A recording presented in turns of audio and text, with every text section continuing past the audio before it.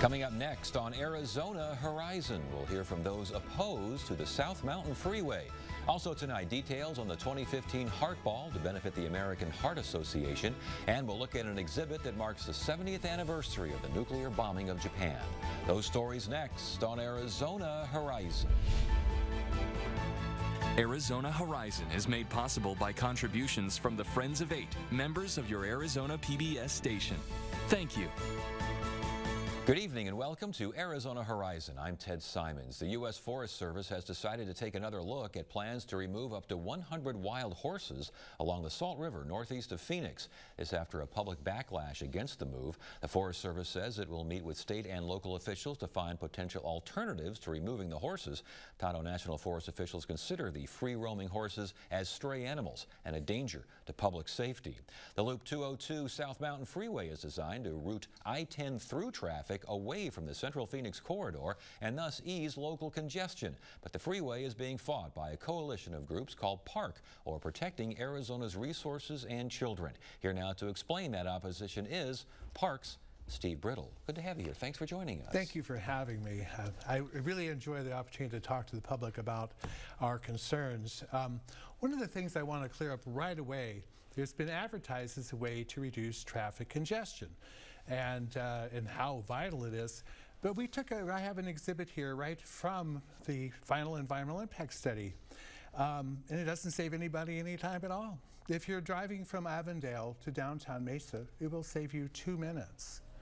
Now, at $2 billion freeway, that's about $1 billion a minute. And I don't even think that these figures are right. If you look at the traffic we have now, from about 4 o'clock in the afternoon on, we have terrible congestion on our freeways.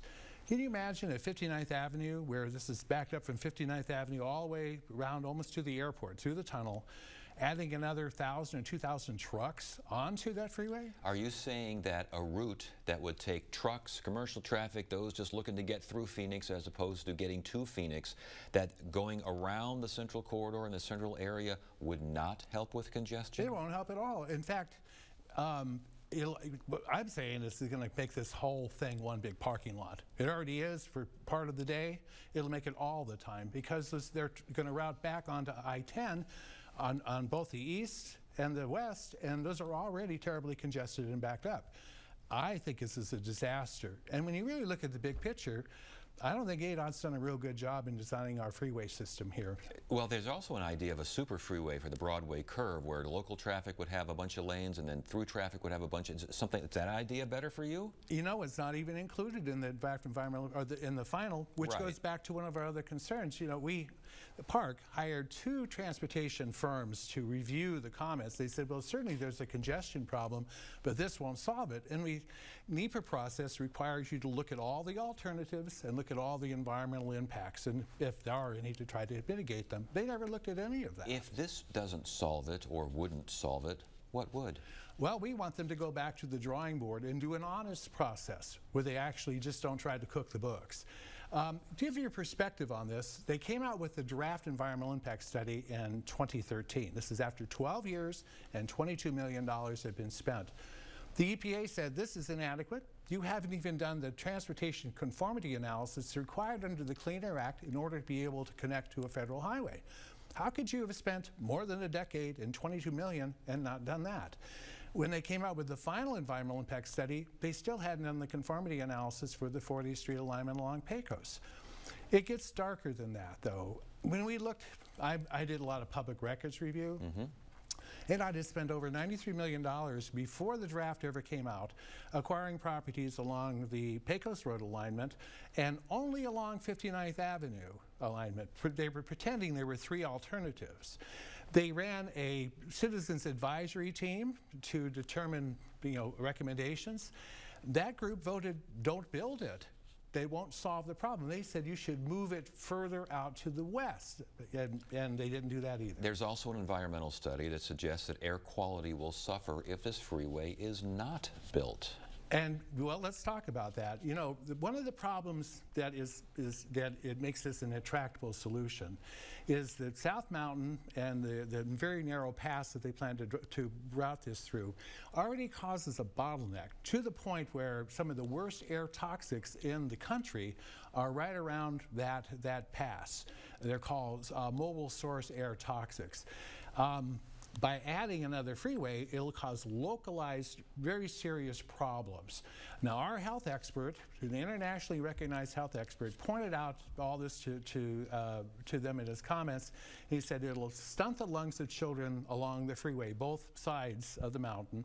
It will cause premature death in older people.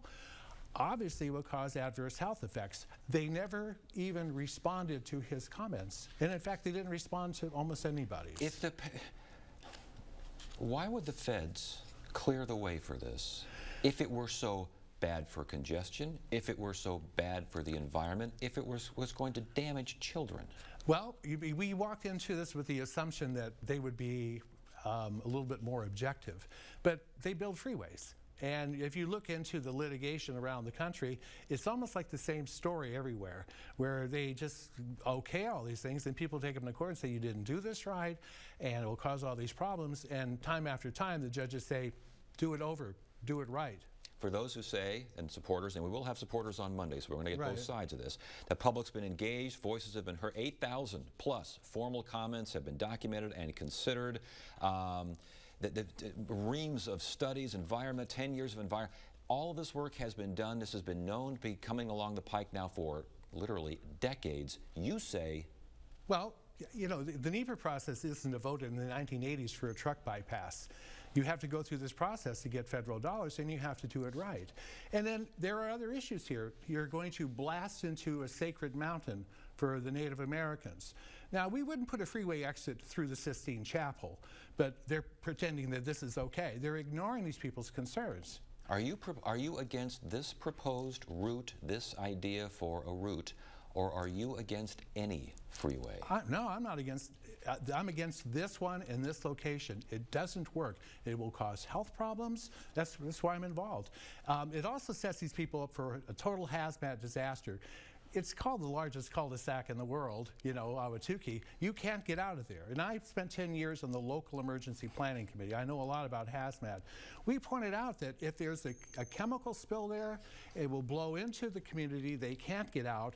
This is the setup. And they never responded. Their comments on hazardous materials that they might dig up some along the way while they're doing construction. They just ignored it, like that in every other thing. They're also blasting in our park. There's actually federal law that says you have to find every possible way around that. They just ignored all of that too. All right, so again, for the supporters to say the process thus far has been very transparent. Everyone knows what they're getting into. Do you agree with that? No, in fact, they are supposed to turn over the administrative record now that litigation has started. We don't see it. We're still waiting for that. They spent $20-some million and they can't cough up the documents. It's not a wonderful thing that's going on here. It's a railroad job. It's a steamroller. So, last question.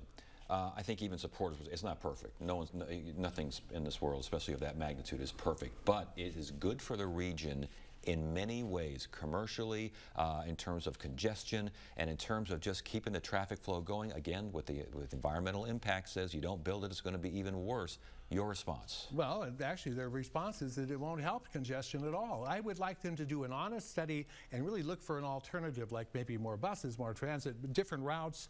There are a lot of other options that they were supposed to have the law to examine, and they just blew past all of them.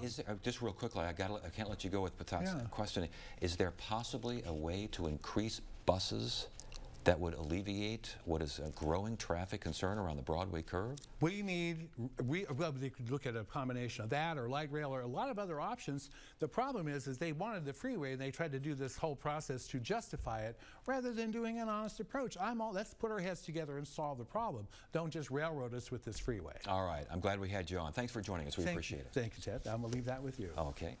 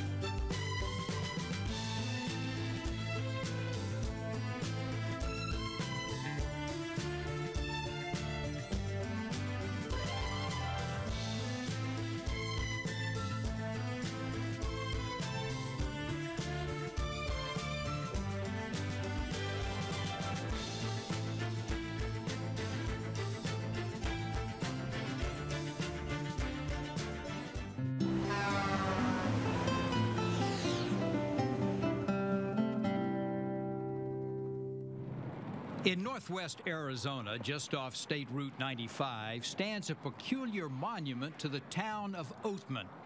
Oddly, the marker is 15 miles from the town it honors. Wedged into the Black Mountains, the mining town of Oatman was established at the turn of the century. By the 1930s, nearly 2 million ounces of gold had been extracted from the surrounding mines. The price of gold and World War II forced the closure of the mines in the 40s. The town was delivered another blow when in 1952, a stretch of Interstate 40 opened, siphoning off Oatman's lifeblood, Route 66 traffic. It quickly became a ghost town.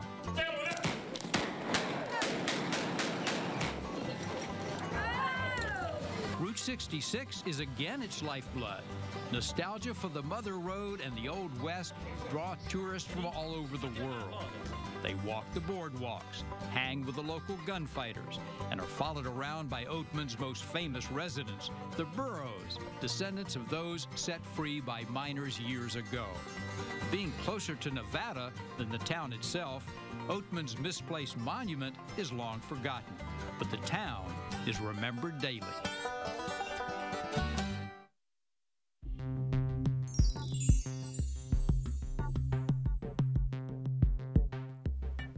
Tonight's edition of Arizona Giving and Leading looks at the 2015 Heart Ball, a major fundraiser for the American Heart Association and one of the premier social fundraising events in the Valley. Kimberly F. Cammey is the chair of this year's event, and she joins us now. Good to have you here. Thank you so much for having us. And let's define terms here. What is the Phoenix Heart Ball? The Phoenix Heart Ball raises funds for the American Heart Association every year. It began in 1959 with Mrs. Barry Goldwater, so it's been in the Valley for 55.5 years, and we are 100 women strong every year, and we're ambassadors for the Heart Association, and what we do is let everybody know in the Valley, in the community, about heart disease and stroke and how to take better care of themselves. And I want to get to more of that in a second, but just simply raising awareness of heart disease. How do you do that? By going out and talking to everybody that you can. This year my platform being childhood obesity. We have what is wonderful here, the Holly Hart Children's Museum.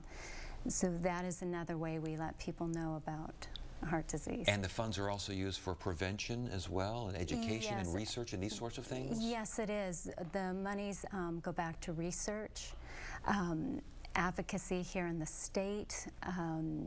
We do things with the NFL. It's the Play 60. It's a physical activity to get the kids on the move. So there's a variety of ways that these monies go back into research in trying to help prevent heart disease and stroke. Is it working? Are these programs, are these efforts, are people getting the message? I think people are getting the message.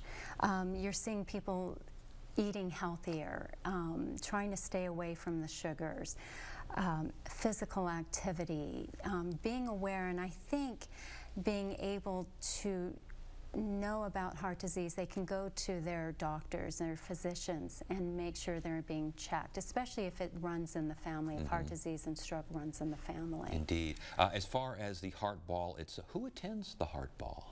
Oh my gosh, many people from all through the Valley are donors, philanthropists, people who believe in the cause, people who have had heart disease and stroke really in their personal lives, and they believe in it, and they come and support us, and it's just a thank you to those who do every year. And once they're there, what happens at the Heart Ball? I mean, we all seen these old movies where there's a big ball and everyone's dancing and eating and having a good. What happens at the Heart Ball? Well, that's exactly what we do. It is a thank you to all our donors, to the committee who work year in and year out to raise awareness and funds for the American Heart Association. So we do get dressed up, we celebrate, We have wonderful food, there's dancing, it's just a celebration. And there are honorees, correct? Yes, there are, and this year my honorees are Billy Joe and Judd Herberger, who are just an incredible part of our community, as you well know, as with the arts. They've been associated with the American Heart Association and Heartball for many, many years, and they truly believe in the cause. And again, your emphasis this year is on childhood obesity. Yes. How is the American Heart Association taking that on? Because that can be kind of touchy when you don't want kids aren't with the weight that they should be. You gotta, Well, and that is very true, but it is a national health crisis. It truly is for the American youth anymore, because we have children who are overweight or obese from 2 years of age and up. Literally, children age 3 show indicators for heart disease that will show up later in life. So we have to do something better for our valley as well as the country. And one of those, as I mentioned before, is the Holly Hart Children's Museum. It is the only one of its kind in the country. It's here in our own backyard in Tempe. And it's a hands-on learning environment. Children come in, they have these fabulous exhibits where the children literally hands-on learn how to take care of themselves physically, no smoking, how to eat properly. They have a cafe, a kitchen there where they can actually learn to cook. There's a little marketplace where they can learn how to shop and what they're buying while they're in the grocery store to keep it heart healthy and the family. And I find every time I walk in there, you learn something new. So not only is it important for our children, it's important for the parents, the caretakers who take them there. Interesting. Yeah, it's wonderful. I mean, if the parents and the caretakers are still feeding them sugar, they can learn all they want, and they're still going to be overweight. And they will be. Is it leveling off? You mentioned people are starting to get the message about the heart disease and taking care of yourself. Childhood obesity, is it leveling off a little bit? Because or is it still just no, I don't, not really, huh? Not really. I think being able to get there and discuss it and really bring it to the forefront, it will be. And I think having that platform this year and taking it to people who don't really know about it and letting them know about it and letting them know about the museum that we have in our own backyard, it will definitely help solve the problem. And hammer home, you mentioned sugar. It seems like sugar is public enemy #1 these days. It is so many public. problems. It is, and again, and I keep coming back to the Holly Hart Museum, but in their marketplace or in their cafe, they have a board that literally shows you in bags how much sugar intake you're having in these sports drinks, coffees, Coca-Colas. It's there, and the only thing really truly that doesn't is water. It's staggering, and we have to find a way to stop it. When and where is the 2015 Heartball? The Heartball is November 21st, and it will be at the Arizona Biltmore this year. All right, very good. It's good to have you here. Thanks for joining us. Thank you so much. Appreciate it. I appreciate it too. Thank you.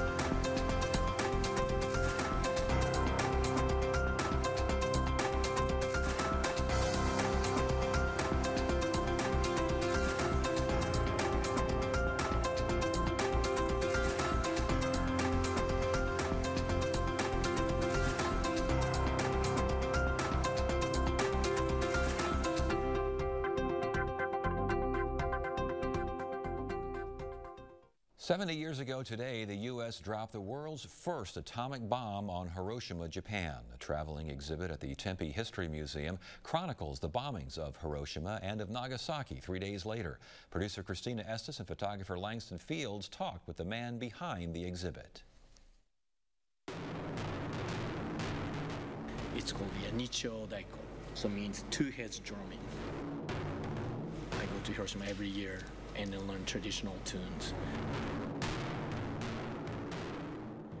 this one song is really powerful song, but also this is also the relating to talk about culture and how important to keep peace. Ken Koshio hopes to promote peace through music, stories, and some disturbing images. Some are tough pictures to even see. If you could imagine you were there. Koshio first produced the exhibit titled Hiroshima Calling in 2008. I want to do some different way to share this history and how can we use this history usefully for the, our generations or for next generations to make us to be a more peaceful society. 30 posters walk visitors through the scenes before and after the bomb.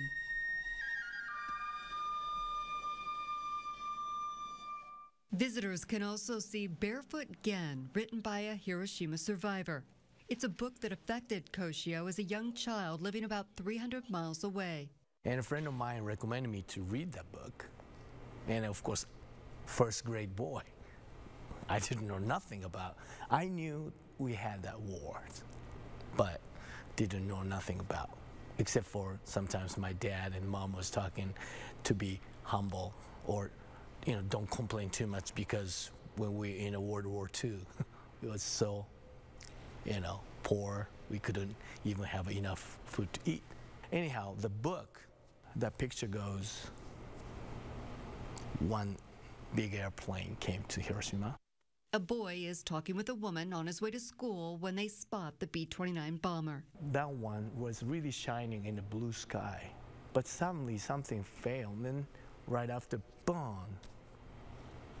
And right after, they didn't realize what was happening. Finally, he got out.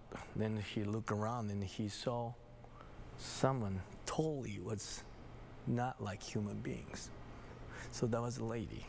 Fortunately, he was really like in front of the, like a concrete gate. So that gave him to be survived.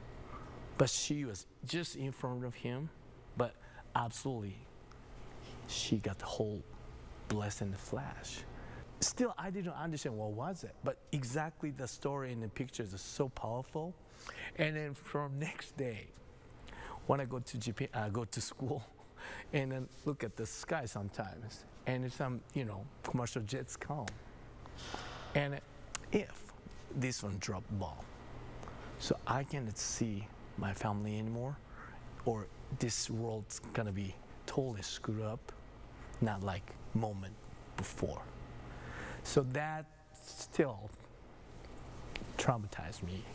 Koshio has turned the tragedy into a learning experience for himself and others. So the best way is listen to their voices. That's why Frank Masharo is teaming up with Koshio. I am as a Holocaust survivor. Masharo, along with a Hiroshima survivor, will share their stories during a free event at the Tempe History Museum tomorrow night. I think it was a terrible mistake to drop a bomb to kill so many people. I think people who worry about themselves, about their kids and grandkids and future generation, then must come and then must listen what happened, educate themselves, because a lot of people don't know what happened, why happened.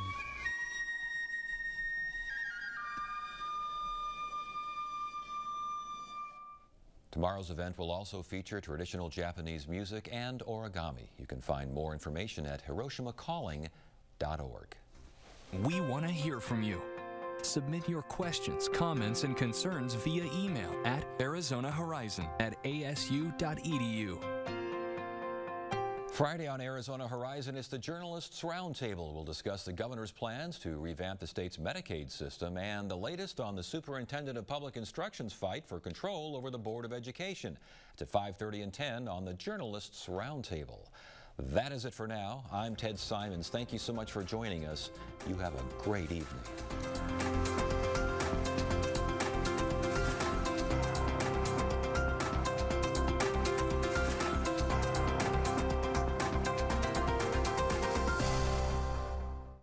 Arizona Horizon is made possible by contributions from the Friends of 8, members of your Arizona PBS station.